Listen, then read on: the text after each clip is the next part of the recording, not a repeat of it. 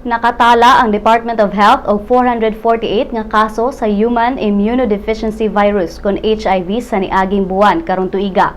Suma sa January 2014 Philippine HIV or AIDS Registry Report, gibutyag sa DOH nga anaay 448 nga bag-ong HIV cases sa unang buwan pa lang ning tuiga. Mas taas kini og 18% kung ikumpara sa maong buwan sa niaging tuig nga adunay 380 ka mga kaso. Sa 448 ka mga HIV cases, matod sa DOH nga 57 niini ang nahimo ng acquired immune deficiency syndrome kon AIDS. Dugang sa report sa DOH nga adunay 7 ka mga tawo ang namatay sa HIV sa niaging buwan. Tanan puros mga laki.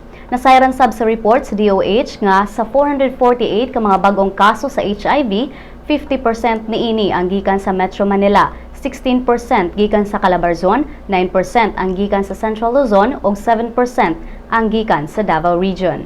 Matod sab sa report nga 99% sa 444 nga bag-ong kaso sa HIV ang nakuha gikan sa pagpakighilawas. Kasagaran niini sa populasyon sa men having sex with men kon MSM.